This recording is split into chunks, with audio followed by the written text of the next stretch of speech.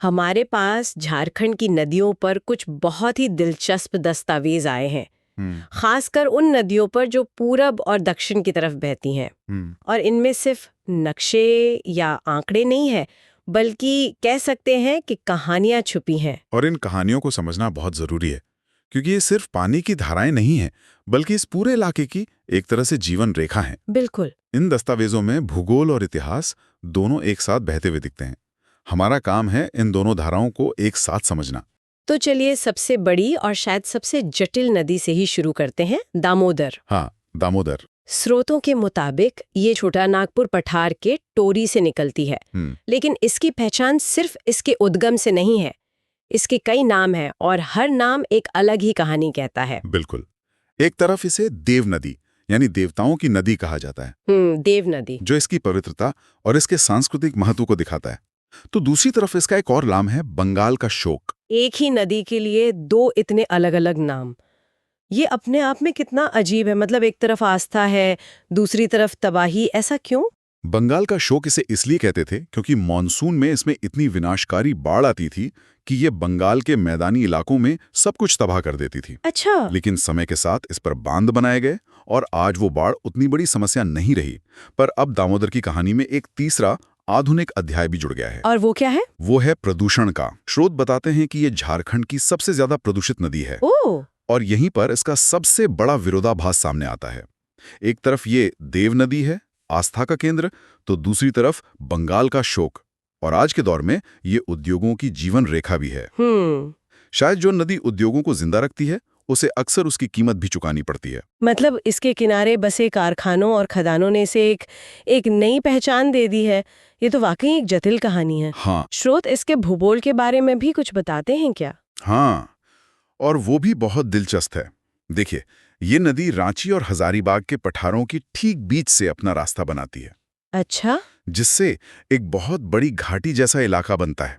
इसी को भूगोल की भाषा में नदी द्रोणी या रिवर बेसन कहते हैं। ओके। आसान शब्दों में कहें तो ये सिर्फ एक नदी नहीं, बल्कि उस पूरे इलाके के पानी का सिस्टम कंट्रोल करती है। और ये अकेले नहीं बहती, इसका एक कह सकते हैं पूरा परिवार है। परिवार। बराकर, बोकारो, कोनार जैसी बड़ी नदियां इसमें आकर मिलती हैं और सब मिलकर इसे झारखंड की सबसे लंबी और सबसे प्रभावशाली नदी बनाती हैं। दामोदर का ये दोहरा चरित्र वाकई सोचने पर मजबूर करता है। क्या हमारे स्रोतों में किसी ऐसी नदी का भी जिक्र है जिसकी पहचान इतनी विरोधाभासी ना हो, बल्कि किसी एक खास अनोखी चीज के लिए हो? हाँ, बिल्कुल है। और उसकी कहानी किसी लोककथा से कम नहीं है। उस नदी का नाम है स्वर्ण रेखा। स्वर्ण रेखा? हाँ, यानी सोने की रेखा। जैसा नाम है, क्या वैसा ही काम है इसका? बिल्कुल। स्रोतों में ये बात साफ साफ दर्ज है कि सदियों से इसकी रेत में सोने के कण पाए जाते रहे हैं। सच में? हाँ, बहुत कम मात्रा में, लेकिन मिलते जरूर हैं। वाओ। इसी वजह से इसका ये नाम पड़ा। ये रांची के पास नगड़ी गांव से निकलती है और इसकी एक और बहुत बड़ी खासियत है। वो क्या है? झारखंड की ज्यादातर बड़ी नदियां जैसे दामोदर भी आगे जाकर किसी दूसरी बड़ी नदी में मिल जाती हैं। हाँ। लेकिन स्वर्ण रेखा अपनी मंजिल खुद तय करती है। ये झारखंड की इकलौती ऐसी नदी है जो किसी की सहायक नदी नहीं बनती, बल्कि लगभग 470 किलोमीटर का लंबा सफर तय करके सीधे बंगाल की खाड़ी में जाकर मिलती है। अरे वाह, ये तो वाकई कमाल है। मतलब ये अपनी पहचान समुंदर तक बनाए और रखती है। सिर्फ सोना या आजाद सफर ही नहीं, ये अपने रास्ते में कुदरत के कुछ सबसे खूबसूरत नज़ारे भी बनाती है। झारखंड का सबसे मशहूर झरना हुंडरू जलप्रपात। हाँ, हुंडरू फॉल्स। हाँ, और इसी स्वर्ण रेखा नदी पर बनकर है। और इतना ही नहीं, इसकी जो सहायक नदियां हैं वो भी कुछ कम नहीं है। राड़ू नदी पर जोना जलप्रपात बनता है, जिसे गौतम धारा भी कहते हैं। अच्छा। और कांची नदी पर दशम जलप्रपात। तो ये एक पूरी नदी प्रणाली है जो सिर्फ सोना ही नहीं, बल्कि सौंदर्य भी बिखेरती चलती है। आपको नहीं लगता कि स्वर्ण रेखा नाम सिर्फ सोने की वजह से नहीं, बल्कि इसके इस सुनहरे नज़ारे की वजह से भी हो सकता है, जिसमें इतने सारे खूबसूरत झरने हों? ये बहुत अच्छी बात कही आपने। बिल्कुल हो सकता है। हो सकता है इसका नाम सिर्फ भौतिक सोने के लिए नहीं, बल्कि इसकी प्राकृतिक सुंदरता के लिए रखा गया हो। स्वर्ण रेखा की कहानी तो किसी लोक कथा जैसी लगती है, सोने और झरनों वाली। लेकिन कुछ नदियां ऐसी भी हैं जिनके पानी में सोने से भी ज्यादा कीमती चीज बहती है, और वो है इतिहास। इतिहास? आप किस नदी की बात कर रहे हैं? मैं बात कर रहा हूं बराकर नदी की। ये दामोदर की ही एक प्रमुख सहायक नदी है जो हजारीबाग के पास से निकलती है। ओके। लेकिन इसका महत्व सिर्फ भूगोल तक सीमित नहीं है। हमारे दस्तावेज बताते हैं कि इस नदी का जिक्र प्राचीन बौद्ध और जैन ग्रंथों में भी मिलता है। प्राचीन धार्मिक ग्रंथों में?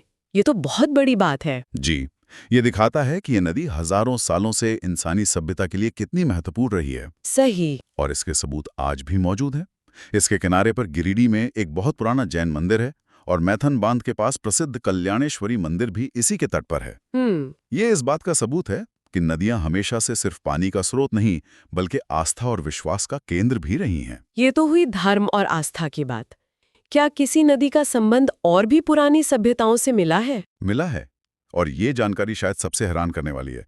स्रोतों में एक छोटी नदी का जिक्र है जिसका नाम है ताजना। ताजना? हाँ, और इसके बहाव के इलाके में, खासकर खूंटी जिले में, पुरातत्व विभाग को असुर सभ्यता के अवशेष मिले हैं। असुर सभ्यता के अवशेष? ये तो सच में चौंकाने वाली बात है। क्या स्रोतों में इस बारे में और भी कुछ बताया गया है? मतलब ये खोज हमें उस दौर के जीवन के बारे में क्या बताती है? स्रोत बताते हैं कि ये अवशेष, जैसे कि मिट्टी के बर्तन और लोहे के औजार, ये साबित करते हैं कि इस इलाके में हजारों साल पहले एक विकसित सभ्यता रहती थी, जो शायद लोहा गलाने की कला में माहिर थी। और उन्होंने रहने के लिए कहाँ चुना? ताजना नदी के किनारे। ये एक बार फिर उस बात को पुख्ता करता है कि नदियां ही सभ्यताओं का पालना होती है। जहां पानी वहीं जीवन, जहां जीवन वहीं इतिहास। कमाल है। कुछ नदियों की पहचान उनके विरोधाभास से है, कुछ की सोने से और कुछ की इतिहास से। क्या कुछ ऐसी नदियां भी हैं जिनकी अपनी कोई अलग ही पर्सनैलिटी हो, कोई खास गुण हो? बिल्कुल है। जैसे मयूराक्षी नदी को ही ले लीजिए। ये देवघर की त्रिकूट पहाड़ी से निकलती है। मयूराक्षी।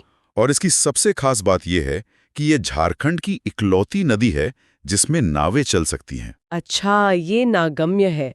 तो इसका मतलब इसका आर्थिक महत्व भी काफी होगा। बहुत ज्यादा। इसी वजह से इस पर दुमका में मसानजोर नाम का एक बड़ा बांध बनाया गया है। और दिलचस्प बात यह है कि इस बांध को बनाने में कनाडा ने सहयोग किया था, इसलिए इसे कनाडा डैम के नाम से भी जाना जाता है। ओहो। यह बांध उस पूरे इलाके में सिंचाई और बिजली के लिए बहुत अहम है। और कोई नदी जिसका अपना अलग ही अंदाज हो? एक है ब्राह्मणी नदी। दुमका के दुधवा पहाड़ी से निकलती है। इसके बारे में कहा जाता है कि यह अपने उद्गम के ठीक बाद पहाड़ों को काटकर एक बहुत ही संकरी और गहरी खाई बनाती है। यह दिखाती है कि हर नदी का अपना एक चरित्र होता है। कोई शांत बहती है तो कोई पहाड़ों से लड़कर अपना रास्ता बनाती है। और दक्षिण की तरफ बहने वाली नदियों में सबसे प्रमुख कौन सी है? वहां दक्षिणी कोयल का नाम आता है। यह भी रांची के नगड़ी से ही निकलती है, ठीक स्वर्ण रेखा के पास से, लेकिन इसका रास्ता बिल्कुल अलग है। ये 470 किलोमीटर का लंबा सफर तय करके ओडिशा में शंख नदी से जा मिलती है। इसकी भी अपनी कई सहायक नदियां हैं, जैसे कारो और उसरी, जो मिलकर एक बड़ा नदी तंत्र बनाती हैं।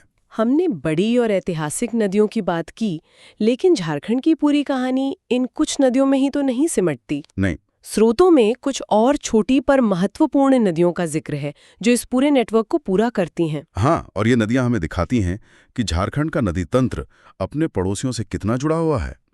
ये बॉर्डर की तरह है जो राज्यों को अलग नहीं करती बल्कि जोड़ती हैं। इसका कोई उदाहरण? जैसे अजय नदी, ये निकलती तो बिहार के मुंगेर से है। बिहार से? हाँ, लेकिन इसका पानी झारखंड के देवघर और दुमका जैसे इलाकों को सींचते हुए पश्चिम बंगाल पहुंचता है, जहां ये भागीरथी नदी में मिल जाती है। इसी तरह गुमानी नदी है जो राजमहल की पहाड़ियों से निकलकर सीधे गंगा में मिलती है। और एक और है बांसलोई नदी, जो गोड्डा के बांस पहाड़ से निकलकर अपना पानी गंगा तक पहुंचाती है। तो ये एक पूरा इंटरकनेक्टेड वेब है। कोई नदी दामोदर परिवार का हिस्सा है, कोई सीधे समुद्र में जाती है और कुछ गंगा के विशाल तंत्र में जाकर मिल जाती हैं। बिल्कुल, ये एक जटिल लेकिन खूबसूरत नेटवर्क है जो दिखाता है कि प्रकृति किसी राजनीतिक सीमा को नहीं मानती। तो आज हमने इन दस्तावेजों के जरिए झारखंड की नदियों के सफर को बहुत करीब से देखा। दामोदर के कई किरदारों से लेकर स्वर्ण रेखा के सुनहरे रहस्य तक, बराकर के पानी में बहते इतिहास से लेकर ताजना पे किनारे दफने एक पूरी सभ्यता तक। ये साफ है कि ये नदियां सिर्फ नक्शे पर खींची गई लकीरें नहीं हैं। ये झारखंड की अर्थव्यवस्था, संस्कृति और इतिहास की धमनियां हैं। बिल्कुल। हर नदी की अपनी एक कहानी है, अपना एक चरित्र है और अपना एक महत्व है। और इस पूरी बातचीत से एक सवाल मेरे मन में आ रहा है। इन स्रोतों ने हमें इन नदियों के भूगोल, उनकी लंबाई और उनके रास्ते के बारे में तो बता दिया। लेकिन उन अनगिनत इंसानी कहानियों और इतिहास का क्या, जो सदियों से इनके किनारों पर बहते रहे हैं? ताजना के किनारे मिली असुर सभ्यता की कहानी तो बस एक झलक है। सोचिए, दामोदर के तट पर बसे आज के उद्योगों से लेकर मयूराक्षी के किनारे नाव चलाने वाले मल्लाहों तक, इन नदियों ने अपने प्रवाह में क्या क्या देखा और संजोया होगा। शायद